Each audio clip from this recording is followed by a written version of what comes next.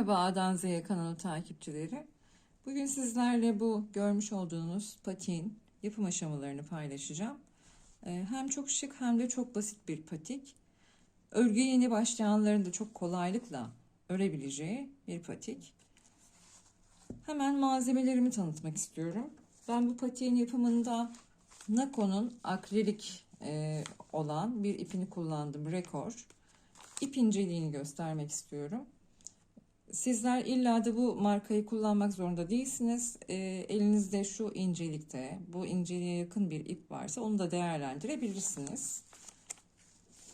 Yine aynı şekilde tığım var. Tığım Tulip'in 1.75 numaralı tığı. Şu şekilde. Ben aynı zamanda bunları boncukla da süsledim. Boncuk kullanmayabilirsiniz. Sizin tercihiniz. Bu şekilde boncuklarım var. Boncuk alırken mutlaka patikte kullanacağınızı belirtin ve kaliteli bir boncuk almanızı sizlere tavsiye ederim. Çünkü bunlar yıkanıyor. Yıkandığı zaman boncukların renkleri ve özellikleri deforme olmaması için kaliteli boncuk kullanmanızda fayda var. Boncuklarımı dikmek için bir misina ip kullanıyorum her zaman olduğu gibi. Çünkü misina ip görünmez bir ip olduğu için daha kaliteli sonuçlar ortaya çıkarıyor. Evet, patiğimin yapım aşamalarına hemen geçiyorum. Ben şu şekilde önden patik burnumu çalıştım. Patik burnuyla vakit kaybetmek istemedim. Çünkü bunu videolarımın arasında zaten çok detaylı bir şekilde paylaşmıştım. Bu videoya da zaten açıklamalar kısmına baktığınızda orada linkini de bulabilirsiniz. Oradan aynısını çalıştım. Şimdi bu patik burnu burası. Bunun üzerine artık örneği kuracağım. Bunun için patiğimin şurada artırma yaptığım yerleri vardı. Oraya kadar trabzanlarımı çalışıp geleceğim. Şu anda artırmamı yaptığım yere kadar geldim ama artırma yapmıyorum. Bu yuvaya 2 santim 2 zincir çekmiş olduğum yuvaya bir trabzan çalışıyorum. Daha sonrasında 2 tane zincir çekerek 2 trabzan atlayarak 1 2 üçüncüsüne tığıma ip dolamıyorum burada. 1 2 3 üçüncü trabzanımın tepesine şu şekilde bir daha ip alıyorum. Birincisini çalıştım. Aynı yere ikinci kez battım. Bir daha ip alıyorum. Üçüncü kez battım. Bir daha ip alıyorum. Dördüncü kez, 4 kez aynı yere bu şekilde batıyorum ve hepsini birlikte çekiyorum. Daha sonrasında kapatıyorum şu şekilde. Daha sonra burada 1 2 3 4 zincir çekiyorum. Daha sonrasında bunu yaptığım yerden itibaren 1 2 3 4 dördüncü trabzanımın tepesine ip dolayarak şu şekilde batmak suretiyle bir trabzan çalışıyorum.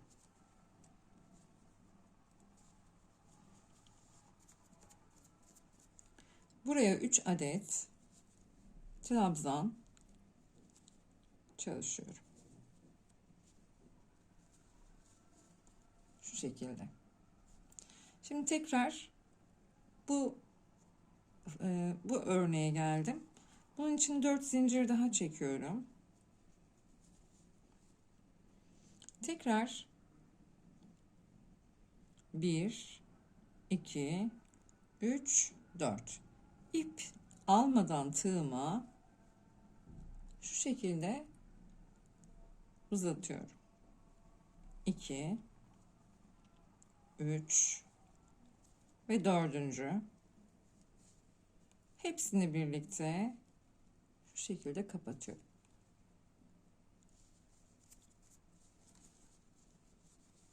Tekrar 4 zincir daha. 1 2 3 4. Şimdi sıra trabzanımda. 3 tane trabzanımda. 1 2 3 dördüncü trabzanımın tepesine ikili trabzan çalışıyorum. 3 adet.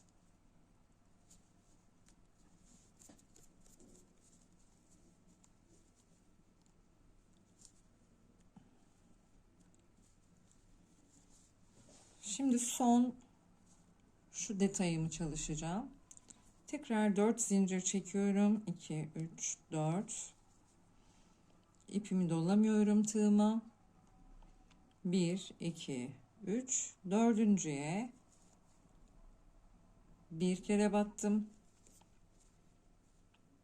İkinci kez battım. 3 ve 4. Kapatıyorum. Şimdi artık artırma yerime kadar geldim. Tekrar burada 2 zincir çekerek boşluğa bir trabzan çalışıyorum. Geri kalan trabzanlarımı her birine bir trabzan olacak şekilde sıramı tamamlıyorum. Bir üst sıradayım. 2 zincir çekerek kilitleme yaptığım yere bir trabzan çalışıyorum. Ve trabzanlarımın her birine batarak buraya kadar geliyorum. Yani şu örneğimi yapacağım son trabzana kadar trabzanlarımı örüyorum. Örneğimin başına kadar geldim. Şimdi burada artık zincir çekmiyorum. Sadece şu detayımın tepesine, şu kısmına trabzan çalışacağım. Kaç tane? 10 adet trabzan. 1 2 aynı yere batıyorum. 3 ve 10. trabzanımı da aynı yere çalışıyorum. Bakın şöyle bir görüntü. Yine zincir çekmeden 3 tane trabzanımı çalışıyorum. Buradaki 3 trabzanımın üstüne 3 tane, her birinin tepesine birer tane batıyorum.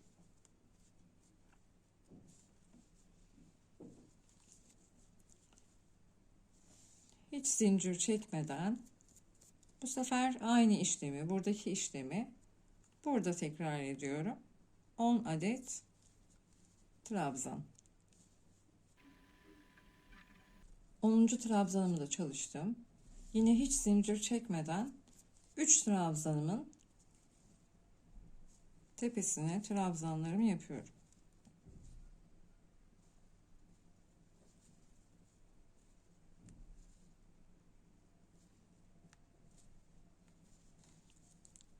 Son detayımın üstüne geldim. Yine 10 tane buraya trabzan yapıyorum. 10 trabzanımı çalıştım. Nereye geldim? Artık şu trabzanımın üstüne hiç zincir çekmeden trabzanlarımı çalışıyorum. Kalan trabzanlarımı devam ediyorum. Arkadaki trabzanlarımı tamamlayıp sıra başına kadar geldim. Örneğimi örmeye başladım. Yerdeyim şu anda. Şu an tekrar burada son trabzanımın çalıştıktan sonra 2 tane zincir çekiyorum. Burada çalışmış olduğumuz 10 tane trabzan vardı. Bu trabzanları sayıyorum. 1, 2, 3, 4, 5. Beşincisine tekrar bu sırada yapmış olduğum kısma çalışıyorum. 1, ipime doluyorum. 2, ipime bir daha doluyorum. 3 ve 4. Kapatıyorum. Tekrar 4 zincir.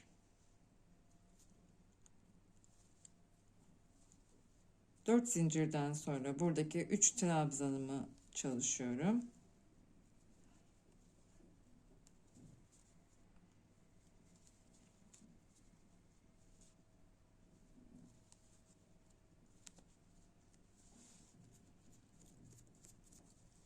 4 zincir. Tekrar buradaki trabzanlarımın beşincisine 1, 2, 3, 4, 5. Şurası 1, 2, 3 ve 4. 4 tane batarak kapatıyorum. 4 zincir daha. 3 trabzanımın olduğu yerdeyim.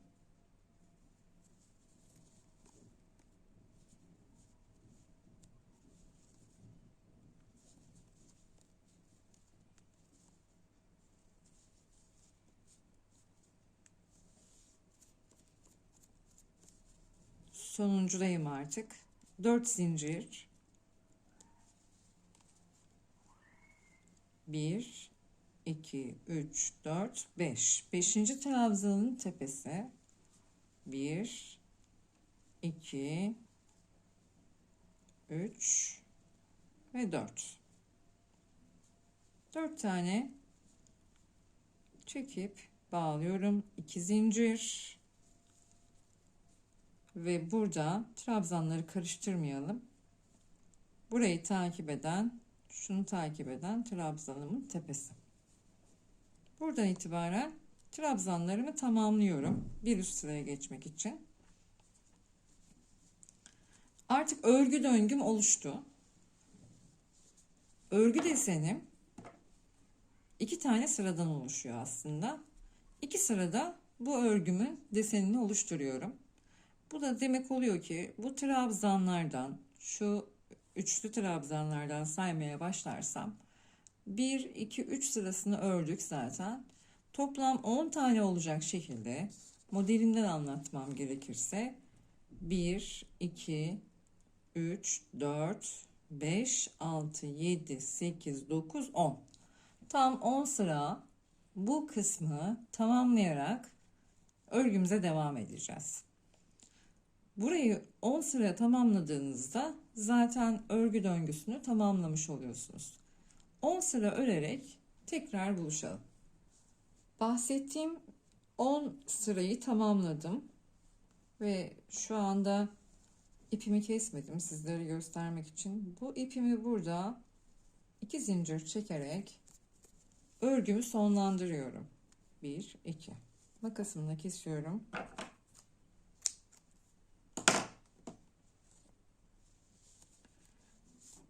Şimdi nereye yapmaya geldi sıra? Sıra bu kısmı, tabanını ve topuğunu örmeye geldi. Geri kalan kısmı örmek için ipimi tekrar alarak bir halka oluşturuyorum.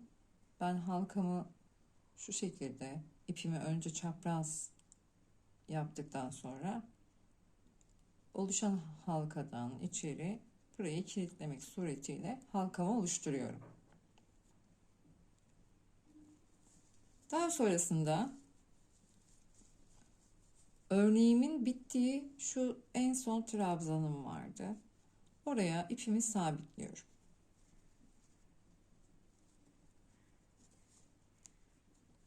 Daha sonrasında 2 zincir çekiyorum. Ve trabzanlarıma tek tek batarak sıra sonuna kadar geliyorum. Sıra sonunda da yine aynı yerde şu son trabzanımı da bitiriyorum. Sıra sonuna kadar geldim. 2 zincir çekerek bir üst sıraya geçiyorum. İkinci sıramda bir artırma yapacağım. İkinci sırada artırmayı şu şekilde yapıyorum. Normalde 2 zincir çekerek ben ikinci trabzana örmeliydim. Fakat böyle yapmıyorum. Artırma yapacağım için hemen zincirimin yanındaki deliğe batarak trabzanımı oluşturuyorum. Bu şekilde bir artırma yapmış oluyorum. Bu artırmayı neden yaptığımızı anlatmam gerekirse patiğimizin topuğa doğru bir yükseltisi var. Bu yükseltiyi sağlamak için Giydiğimiz zaman topuğu iyi kavraması ve topuktan çıkmaması için bu yükseltiyi yapmak durumundayız. Bunun için ara ara sıralarda artırmalarımız olacak. Bu sıraları birazdan sizlerle paylaşacağım. Şimdi sıra sonuna kadar gelelim. Sıra sonundaki artırmayı da göstereceğim sizlere. Sıra sonuna geldim. Sıra sonundaki artırmayı sizlere göstermek istiyorum. Burada bir trabzanım, bir tane de zincirim var. Toplam 2 tane trabzan demek bu.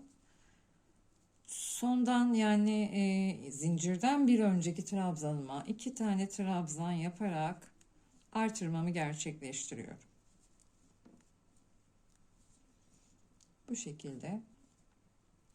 Şimdi zincirime batarak sıramın sonuna tamamlıyorum. Bu şekilde. Şimdi bu ilk artırmamızdı. Fakat başka sıralarda da artırmalarımız olacak. Hemen söylüyorum. 4, 5, 6, 7, 8, 11, 12, 13, 14, 15, 16. sıralarımızda bu az önce bahsettiğim, gösterdiğim artırmayı tamamlamamız gerekiyor. Bu artırmaları yaparak 16. sırada buluşalım. 16. sıradayım. 16. sıradan sonra artık 16. sırada bir kesme işlemimiz olacak. Bunun için şuradaki trabzan sayımıza ihtiyacımız var. Benimki 47. 47'den 6'yı çıkartıyoruz. 41 kalıyor. Şimdi 41 tam bölünemediği için şöyle yapacağım. 21'ini sağdan, 20'sini soldan bırakacağım trabzanlarımın. Ya da tam tersi de olabilir. 21'i soldan, 20'si sağdan. Bir de buralarda artırma yapacağım için şöyle olacak. 21 ve 22 şeklinde bir artırmalı sayısını söylüyorum size. Şimdi bir üst sıraya geçtim. Burada artırma yapıyorum. Artırma ile beraber 21 trabzan öreceğim. Ve ondan sonra topuk kesme işlemine geçeceğiz. Sizler de kendi hesabınızı yaptıktan sonra çıkan sayı kadar trabzanı örerek ortada buluşalım. 21 adet trabzanımı ördüm. Baştaki zincirimi mutlaka trabzandan sayıyorum. Başta bir zincirim var sıra başında. O trabzan sayılır. Onu da sayarak 21 tane trabzanımı şu anda tamamladım. 6 tane sık iğne yapacağım buraya. 1 ve 6. Daha sonrasında kalan trabzanlarımı benim artırma ile beraber, şurada yapacağım artırma ile beraber, bu sayım 22. Kalan trabzanlarımı da tamamlayarak sırayı tamamlıyorum. Sıra sonunda görüşelim. Sıra sonundayım. Sıra sonundaki artırmamı da yapıyorum.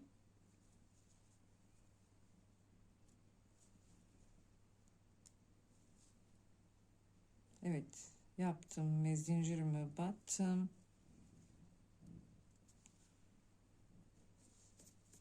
İki zincir çekip bir üst sıraya geçiyorum. Artık buradan sonra artırma yok. Düz bir şekilde öreceğiz. Bütün trabzanlara tek tek batacağız. Buradaki 6 sık iğnelik yere kadar örüp gelelim. Şu anda 6 sık iğnemin olduğu yerdeyim. Şimdi artık bunları ikişer ikişer alacağım. Nasıl olduğunu gösteriyorum. Birinci sık iğneme battım. İkinci sık iğneme battım. Ve bu 3 tanesini birden şu şekilde bitiriyorum. Tekrar bir tane sık iğneme battım. İkincisine battım. Ve üçünü birden burada tamamlıyorum. Kalan 2 tane sık iğnem var. Aynı işlemi buraya da yapıyorum. İkisini birlikte aldım. 3 tane ilmeğim var tığımın üstünde. Üçünü birden aldım. Artık trabzanlarıma sıra sonuna kadar devam ediyorum. Sıradayım Ve artık son sıram aynı zamanda burası. 6 sık iğnemin olduğu topuk toplama işlemine kadar geldim. Burada son 3 tane sık iğnem var. Üçünü birden şu şekilde alıyorum. Tığımda 1, 2, 3, 4 tane ilmek var ve dördünü birlikte şu şekilde topluyorum. Bundan sonra geri kalan trabzanlarımı şuraya kadar örerek gelelim. Artık topuğumu birleştirmeye sıra geldi. Bunu bu şekilde katlıyoruz. Tersi size bakacak. Yani burası ön yüzü. Ön yüz içeride kalacak şekilde katlıyorum. Buradaki bir zincirim vardı, ilk trabzanım. İlmeğimi tığımla beraber buradan bu şekilde geçiriyorum. Şimdi artık karşılıklı bir zincir çekiyorum ve karşılıklı trabzan tepelerini bu şekilde birleştiriyorum.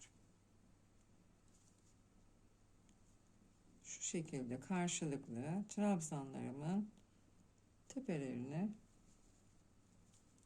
birbiriyle birleştiriyorum. Bunu buradaki bir tane yere kadar tamamlayıp geliyoruz. Sonuna kadar geldim. 2 zincir çekerek makasımla ipimi kesiyorum burada. Ve buraya bir düğüm atıyorum. Örgümü sonlandırıyorum. Patiğimin örgü işlemini tamamladım. Bu şekilde bitirdikten sonra sıra geldi süsleme işlemlerine. Şimdi bu kenarına gitmiş olduğum beyazla olan oyayı yapacağız. Sizler bunu farklı bir renkli iple yapabildiğiniz gibi isterseniz patiği ördüğünüz renkle de yapabilirsiniz. Bunun için beyaz ipimi alıyorum. Yine bir halka oluşturuyorum.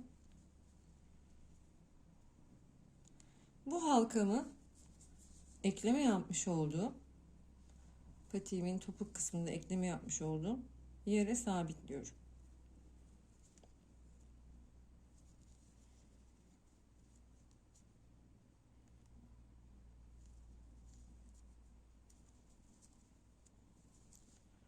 Daha sonrasında 3 zincir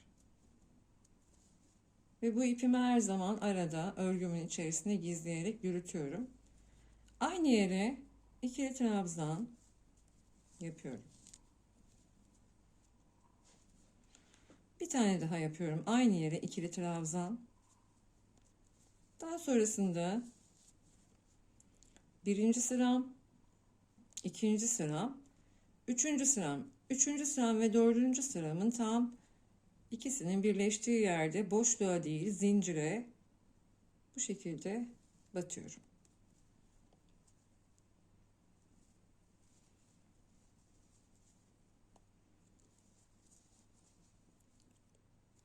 Tekrar 3 zincir.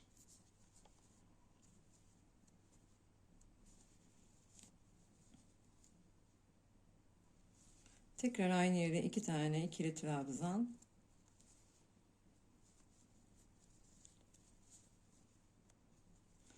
Tekrar yapmış olduğum yerden itibaren birinci sıram, ikinci sıram, üçüncü sıram, 3 ve 4'ün birleştiği noktaya sabitliyorum. Bu oya aralığının illa 3 sıra olması gerekmiyor. Sizler deneyip baktığınızda bu ip kalınlığına göre değişebilir. Elinizin gevşeklik, sıklık, örme ayarına göre de değişebilir. Sizler baktığınızda eğer bu size de uygunsa devam edebilirsiniz. Değilse bunu 2'ye indirebilirsiniz ya da 4'e çıkartabilirsiniz. Bu tamamen size kalmış. Benim için 3 sıra da bu oyayı çalışmak yeterli oldu. Buraya kadar örerek bu kısmında başka bir işlem var. Buraya kadar örerek buluşalım.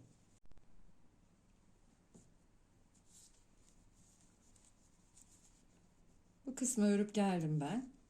Şimdi şu kısımda farklı bir işlem olduğunu söylemiştim.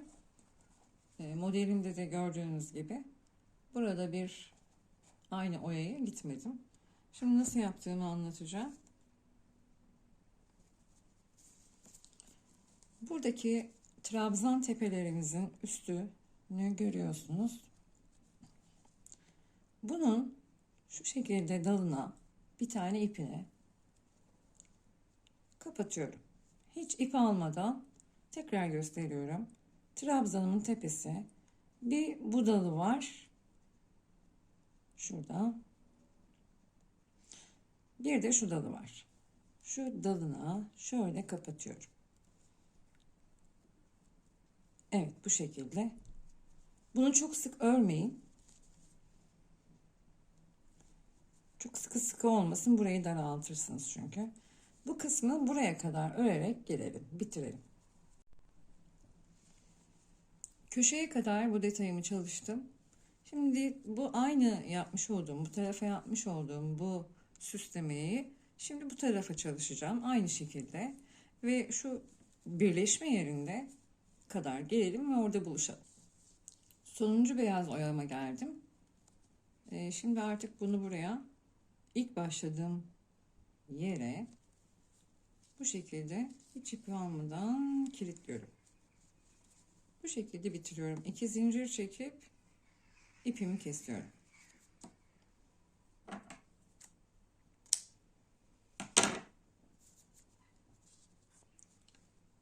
Bu ipimi de burada düğüm atarak şöyle içeriye doğru alıyorum. Sonra düğüm atıyorum. Daha sonrasında da keseceğim.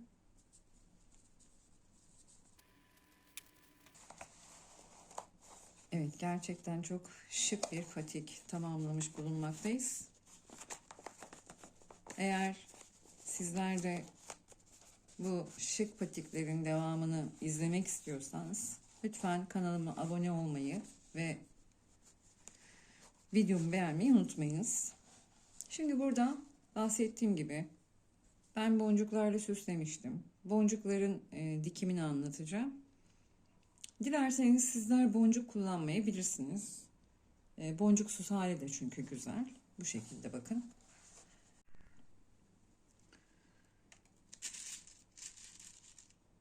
Şimdi boncukları nasıl diktiğimi anlatacağım. Öncelikle boncuklarımın yerlerini göstermek istiyorum. İlk sırada 3 tane trabzan yaptı yer ilk sıra. Daha sonra pardon, özür diliyorum. 3 ve 4. sıram. Daha sonrasında da 7 ve 8. sıram. Bu şekilde bunları buraya dikeceğim. Aynı şekilde karşılığına bu şekilde diğer tarafa. Üçlü trabzan çalıştığımız yere boncuklarımı yerleştiriyorum. Misina ipimi aldım elime. Boncuk iğnem. Misina ipi göremiyorsunuz. Çünkü bir adı da bunun hayalet ip. Tuhafiyelerde bu ip kalınlığı farklılıklar gösteriyor. En incesini kullanıyorum ben. Boncuk dikiminde bunu tercih etmemin sebebi hem çok sağlam oluyor hem de görünmüyor. Görünmediği için de istediğim gibi dikme şansına sahibim. Öncelikle şuraya manken üzerinde dikiyorum ben ama sizler mankeniniz yoksa elinizle de dikebilirsiniz tabii ki. Dikeceğim yeri öncelikle bir şuraya sağlamlaştırma. Zaten ipime düğüm atmıştım ancak daha sağlam olsun diye buraya da birkaç kez şöyle ipimin içinden geçerek, tabii ipi görmekte sizler zorlanıyorsunuz şu anda, ben de bile zorlanıyorum ama kendi elinize aldığınızda tabii ki rahatlıkla dikebileceksiniz. Evet, buraya ben iyice ipimi şu anda sağlamlaştırdım.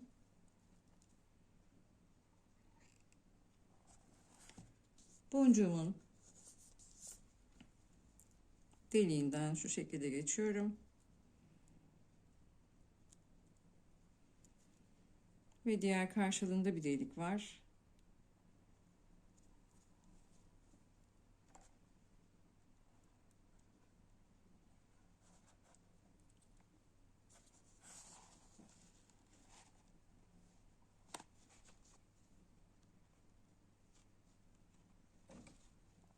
Sonrasında şuradan yine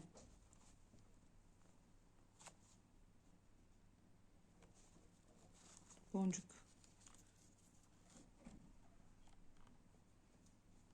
Evet bakın boncuk yerim şu anda belli. Burayı da sabitliyorum. Misina ipimle. Demin yaptığım gibi. Patiğin bir ipinden alarak tamamen çekmeyerek halkanın içerisinden birkaç kez geçerek boncuğumu buraya sabitliyorum. Evet bakın. Diğer gösterdiğim yerlere de aynı şekilde gösterdiğim gibi boncuklarımı dikeceğim. Beni izlediğiniz için teşekkür ederim. Videomu beğenmeyi ve abone olmayı unutmayınız.